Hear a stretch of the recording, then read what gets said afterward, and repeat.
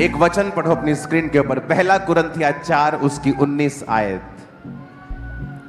कहता परंतु प्रभु ने चाहा तो मैं तुम्हारे पास शीघ्र ही आऊंगा, उन फूले हुओं की बातों को नहीं परंतु उनकी सामर्थ को जान लूंगा, क्योंकि परमेश्वर का राज्य बातों में नहीं परंतु सामर्थ में है।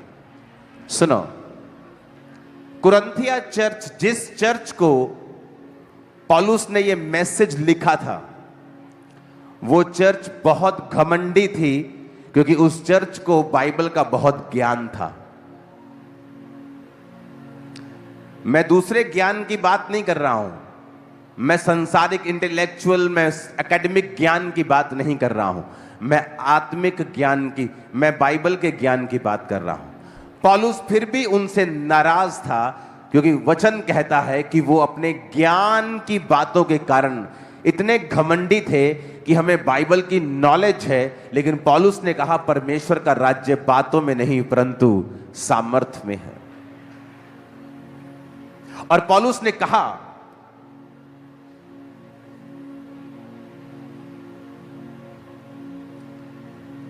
उसने कहा कि अगर तुम चाहते हो कि परमेश्वर का राज्य तुम्हारे जीवन में प्रकट रूप में आए, तो बातों में उलझना मत, पर अपने आप को सामर्थ में क्या करना, तुम बढ़ाना। तुम्हें पता है जीसस क्राइस्ट हील करते हैं, तुम्हें पता है जीसस क्राइस्ट सुरक्षा देते हैं, तुम्हें पता है प्रभु यीशु मसीह छुटकारा देते हैं, पर एक समय आता है जब आप बीमार होते हैं और आपने आपका पढ़ा हुआ वचन और आपका सुना हुआ वचन अब आपके काम में नहीं आ रहा है, क्योंकि एक पॉइंट था जो आप मिस कर गए। वो पॉइंट ये था कि आप सामर्थ्य में नहीं बढ़े, और शैतान का राज्य सिर्फ सामर्थ्य ही नाश कर सकती है और कुछ नहीं नाश नहीं। शैतान आपसे ज्यादा बाइबल जानता है, आपसे ज्यादा। उसको यीशु मसीह को भरमाने के समय पता था कहां लिखा है बाइबल में, तेरे पिता के वचन में लिखा है तेरे दूत तुझे संभाल लेंगे। आज कलीसिया जिस चीज में कम है वो है परमेश्वर की सामर्थ, क्योंकि वो आती है अलगताई से, जो मुश्किल है, वो आती है पवित्रताई से, जो ज्ञानी लोगों के लिए बड़ी मुश्किल है करना। वो आता है अपने आप को अलग रखना, लालच से, पैसों से, वो बहुत मुश्किल है आज के जमाने में रखना।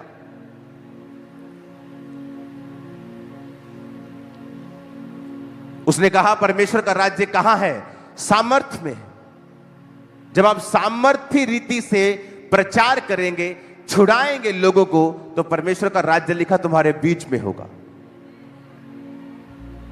अपने घरों में जाओ, घुटने लगाओ और खुदा से सामर्थ को मांगो कि प्रभु तेरा राज्य कहां है? सामर्थ में है। मुझे बाइबल का ज्ञान है, मैं कई बार आपको सिर्फ बाइबल की गहरी बातें बताता हूं, सिर्फ प्रचार करता हूं 2-2 घंटे, हीलिंग के लिए प्रेयर भी नहीं करता हूं उस दिन। लेकिन फिर भी उसने कहा अच्छी बात है आप वचन का ज्ञान लो, लेकिन एक बात समझ लो, परमेश्वर का राज्य बातों में नहीं, कहां है? सामर्थ में है उसका राज्य। कुरिन्थिया कलीसिया बहुत फूली हुई थी। कहता अब मैं जब तुम में आऊंगा तो उन फूले हुओं की बातों को नहीं परंतु उनकी सामर्थ्य से जान लूंगा कि ये रियल क्रिश्चियन है या सिर्फ बातें ही करते हैं वचन की और ज्ञान की। क्या ये बातें ही करते हैं या ये सामर्थ्य भी हैं? क्या ये दुष्ट आत्माओं को निकाल सकते हैं? क्या ये बीमारों को चंगा कर सकते हैं? क्योंकि लोग बोलते हैं कि सब लोग बीमारों को चंगा करने के लिए नहीं बुलाए गए। हां, ये सच है, लेकिन हर व्यक्ति सुपरनैचुरल अनॉइंटिंग में चलने के लिए बुलाया गया है, ये सच है। अगर वो हीलिंग नहीं करेगा, वो भविष्यवाणी के वरदान में होगा। बाइबल कहती है 7 व्यक्ति जिनको खाना बनाने के लिए चुना गया था, वो भी लंगड़ों को चलाते थे, वो भी हीलिंग्स, डिलीवरेंसेस करते थे। तो पौलुस ने कह दिया डायरेक्ट, कहता परमेश्वर का राज्य बातों में नहीं है परंतु, पढ़ो अपनी स्क्रीन को, देखो देखो देखो स्क्रीन के ऊपर देखो क्या लिखा है। कहता परमेश्वर का राज्य बातों में है ही नहीं, पर कहता सामर्थ में है, पावर में है, जो घुटने टेकने पर ही मिलती है, जो अलगताई करने पे ही मिलती है, जो इसी शर्त पे मिलती है कि आप अपने हैबिचुअल सिंस को, जिन पाप में आप बार बार गिरते हैं, जो आपकी कमजोरी है, जब तक आप उस पे कब्जा नहीं कर लेते हैं और अपने आप को अलग नहीं कर देते हैं, तब तक परमेश्वर आपको सामर्थ पाने के योग्य नहीं गिनता है। चाहे आप टाइदर हैं, आप प्रेयरफुल हैं, आप फास्टिंग करते हैं, जब तक आप जीते नहीं हैं अपने ऊपर, तब तक आप सामर्थ पाने के काबिल नहीं हैं। चाहे वो शरीर का कोई भी काम हो, चाहे आपका फूड के ऊपर कंट्रोल ना करना ही हो, यह भी परमेश्वर के लिए सामने गुनाह है। गुस्सा आना, नहीं रोजा कल रखेंगे, आज नहीं, आज भूख लगी है, बार बार एक ही पाप में गिरना, व्यभिचार में गिरना, चोरी करना। कहता जब तक तुम इन चीजों के ऊपर कब्जा नहीं करते हो, तुम सामर्थ पाने के योग्य नहीं हो। और जब तक तुम में सामर्थ नहीं होगी, तुम बंधनों से आजाद नहीं होंगे, क्योंकि परमेश्वर का राज्य बातों में नहीं बल्कि the kingdom of God is not in word but in power. परमेश्वर का राज्य बातों में नहीं है।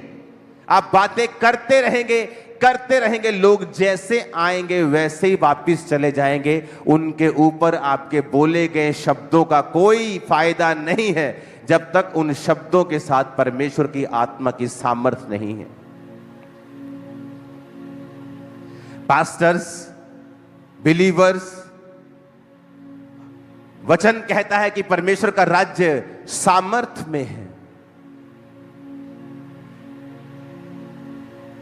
क्या आप सामर्थ के खोजी हैं, अनॉइंटिंग के खोजी हैं?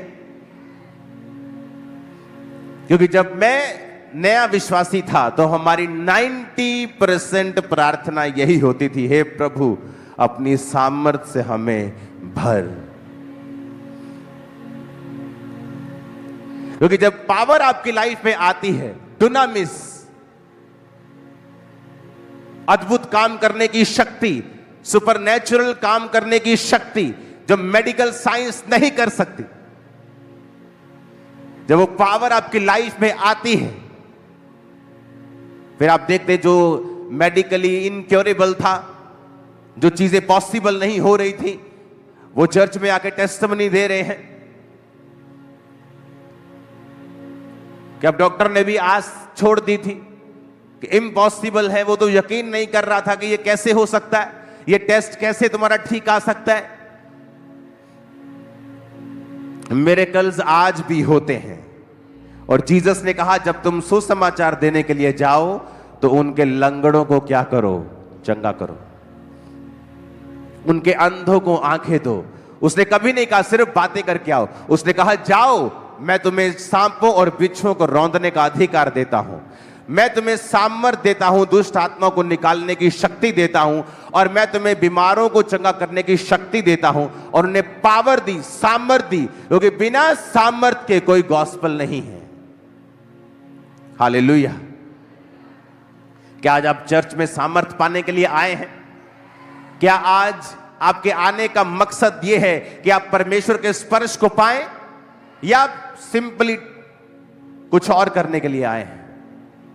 क्योंकि सारे लोग यहां सामर्थ पाने के लिए नहीं आए। और यहां पर मिस्टेक होती है, जहां वचन कहता है परमेश्वर का राज्य बातों में नहीं परंतु सामर्थ में है। सोच लो ये लाइन, समझ लो ये लाइन, अंदर बसा लो ये लाइन कि परमेश्वर का राज्य जहां बातें होंगी वहां है ही नहीं। वचन की 10,000 बातें होंगी, लेकिन जब कुछ करने का समय होगा, लोगों को डिलीवर करने का समय होगा, तब मीटिंग आमीन हो जाएगी। तो क्या इसकी साइंस बनती है? मेरे को बताओ जरा, क्या लॉजिक बनता है इसका? कि दुनिया भर का इंग्रेडिएंट बना के आटा गूंद लिया और जब फुलके बनाने की बारी आई तो चले गए। तो क्या लॉजिक है उसका कि 10,000 बातें की लेकिन सामर्थ्य के साथ लोगों को डिलीवर नहीं किया, तो क्या लॉजिक है उसका? अगर आप वचन के सिखाने वाले हैं तो याद रखें उसका सामर्थ्य कहां है, उसका राज्य कहां है? सामर्थ्य। आमीन। इसलिए उसने कहा जाओ और लोगों को चंगा करो। मेरे विश्वास करने वालों में कुछ निशान होंगे, वो दुष्ट आत्मा को निकालेंगे, सांपों को पकड़ लेंगे, बीमारों पर हाथ रखेंगे, वो चंगे हो जाएंगे। ये मेरे विश्वास करने वालों के अंदर निशानियां होंगी। जीसस ने कहा खुद। और ऐसे झूठे भविष्यद्वक्ता के बारे में भी लिखा है जो चंगाई करेगा, चमत्कार करेगा, लेकिन वचन कहता है ये लोग मसीह का इनकार करेंगे, अपने आप को मसीह कहलवाएंगे, ये चर्च के पैसों को अपना पैसा समझेंगे, ये व्यभिचार भी करेंगे और पुलपट पे खड़े भी रहेंगे और इनमें पश्चाताप का कोई साइन नहीं होगा। परमेश्वर का राज्य कहां है? फिर से पढ़ो, बोलो अपने पड़ोसी को उसका राज्य कहां है। फिर से कहो अपने पड़ोसी को उसका राज्य कहां है? सामर्थ्य में है। आमीन। क्या उसने नहीं कहा वचन में? अभिषेक के कारण तेरा जुआ नाश कर दिया जाएगा। कौन सा जुआ? आपके दादा को जो प्रॉब्लम थी आपके फादर को हुई और अब आप वेट कर रहे हो कि आपको होगी, क्योंकि सेम सिम्टम आप में आ चुके हैं। लेकिन जब आप परमेश्वर की सामर्थ्य से भरे हुए होते हैं, अब हाथ रख के बोलते हैं जो मेरे दादा को हुआ, जो मेरे पापा को हुआ, वह मुझे नहीं होगा इन जीसस नेम। और सामर्थ्य आपको बैक करती है, वर्ड आपको बैक करता है। और अभिषेक के कारण तेरा जुआ नाश कर दिया जाएगा। आपकी नानी को मैरिज में प्रॉब्लम्स रही, आपकी मम्मी को रही, और अब सेम चीजें आपके साथ हो रही हैं। जिस दिन आप इस लाइन को समझ जाएंगे, आप अपने सिर पे हाथ रखे कहेंगे जो मेरी नानी ने सहा है, मेरी मां ने सहा है, वो मेरे जीवन में नहीं होगा। मैं सुपर ब्लेस्ड हूं इन जीसस नेम। आपको बोलना होगा और आपको सामर्थ्य में बढ़ना होगा, क्योंकि शैतान चाहता है आप डिस्ट्रैक्टेड रहें, आप टीवी देखते रहें, क्योंकि उसको पता है ये टीवी देखती रहेगी, सामर्थ्य का समय निकल जाएगा। मोबाइल देखती रहे और जब प्रार्थना का समय निकल जाएगा ये थक जाएगी, और जब थक जाएगा या सो जाएगा, फिर अगला दिन मैं खुद संभाल लूंगा। आज का वेस्ट करो इनका, आज का। और वो डे बाय डे आपको वेस्ट करता है, रोज आपको वेस्ट करता है, एक एक दिन के साथ वो आपको वेस्ट करता है। आज ये काम, फिर अगले दिन ये काम, कभी ना कभी वो आपको वेस्ट करता है ताकि ये बंदा सामर्थ्य में ना बढ़ जाए, क्योंकि जहां सामर्थ्य होगी वहां बंधन नहीं होंगे। अभिषेक के कारण तेरा जुआ नाश कर दिया जाएगा। कहां है अभिषेक? क्योंकि अभिषेक के समय तो आप अपने टीवी का फाइनल प्रोग्राम देख रहे थे, आप अपने फोन पे थे, प्रार्थना करते ही आपको व्हाट्सएप याद आया, पहले यूट्यूब याद आया कि मैं चर्च का गाना सुन लूं, उसके बाद आप कहीं के कहीं निकल गए, क्योंकि शैतान आपको डिस्ट्रैक्ट रखना चाहता है ताकि आप सामर्थ ना पाएं। जिस दिन आपने सामर्थ पाली, आप कभी भी सेम नहीं होंगे अपनी लाइफ में। नेवर, नेवर, कभी भी आपकी पुरानी जिंदगी कभी भी सेम नहीं होगी। नेवर। आपका स्पिरिचुअल रैंक बढ़ जाएगा, आपकी पोजीशन चेंज हो जाएगी, परमेश्वर का आपको जो गिफ्ट देने का जो स्टैंडर्ड है वो बढ़ जाएगा, आप पर भरोसा करने का परमेश्वर का जो विश्वास है वो और बढ़ जाएगा। आपकी ब्लेसिंग नेक्स्ट लेवल की होगी, आपके वरदान नेक्स्ट लेवल के होंगे। ओ आमीन, ऊंचे वाला चाहिए चर्च।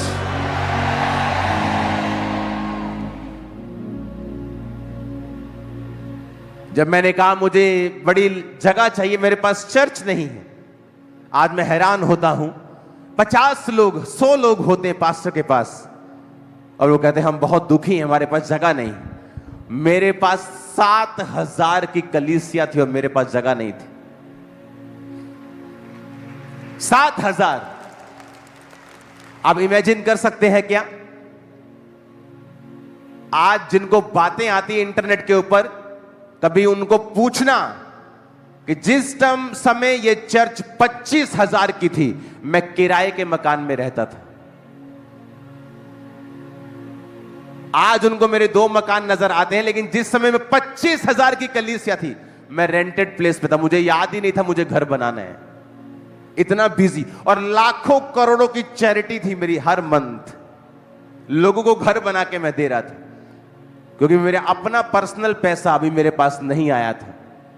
चर्च के पैसे से मैं अपना घर नहीं बनाना चाहता था। 2016 में मैं रेंट पे था और 2016 की मीटिंग्स निकाल के देखो, चर्च भरी हुई थी। सबसे बड़ी चर्च थी ये पंजाब की और इंडिया में दूसरे नंबर की थी तब। हालेलुया। लेकिन परमेश्वर ने क्या कहा? जब मैं गया, मैंने कहा मुझे चर्च की जगह चाहिए 2011। उन्होंने कहा नहीं, तुझे जगह नहीं चाहिए, तुझे सामर्थ्य चाहिए।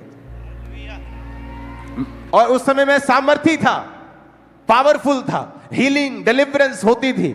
लेकिन अभी भी तुझे क्या चाहिए? सामर्थ्य चाहिए। मैंने 40 रोजे रखे, फिर 40 रोजे रखे, और एक पास्टर आके मुझसे कहता है कि प्रभु का आत्मा मुझसे कह रहा है तुझे हीलिंग चाहिए या सामर्थ्य चाहिए, पहले क्या चाहिए? इमेजिन करो, जिस चीज के लिए आप पूरा साल रोजे रख रहे हैं और आपकी चर्च आपके साथ मेहनत कर रही है कि इस भाई का काम हो जाए। और जब मैं उन अंदर मिला, मैंने कहा मुझे सामर्थ्य चाहिए। पवित्र आत्मा ने मुझसे कहा सामर्थ्य को मांग। कहते ठीक है, जा तू। मैं आके अपने पास्टर से बोला, मैंने कहा मुझे, अपनी वो एक सिस्टर जी थी उससे बोला, मैंने बोला है कि मुझे सामर्थ्य चाहिए। और मुझे डांट लगाई उन्होंने कि तेन पता नहीं तेन लगता है असि मेहनत करन डे हैं, तू मेहनत कर रहे वा, तेन पता नहीं, तू फिर सामर्थ कर, प्रभु ने तेन परखिया सी, तू मंगदा चंगियाई। मैंने कहा पवित्र आत्मा ने मुझसे कहा मैं सामर्थ को मांगू। 2006 की बात, सामर्थ में बढ़ा, परमेश्वर ने खामरा में भेजा, सेवकाई स्टार्ट हुई। फिर जगह चाहता था, परमेश्वर का सामर्थ में बढ़, सामर्थ में बढ़ा। 2011, 12, 13, 14 निकला तो हम 5 एकड़ में आए। और हर चीज मेरी लाइफ में मुझे अनॉइंटिंग के जरिए मिली है। अपने घुटनों के बाहर आओ जरा और अपने हाथों को उठा लो। यीशु तेरे घर में बसा। उठाओ हाथों को, कहो परमेश्वर मुझे आज सामर्थ चाहिए। फिर से कहो, फिर से मुझे आज तेरी अनॉइंटिंग चाहिए, क्योंकि अनॉइंटिंग योक्स को, बंधनों को ब्रेक कर देती है, तोड़ देती है। मुझे अपना मसा दे परमेश्वर। हालेलुया। यीशु तेरे घर में बस। मेरे साथ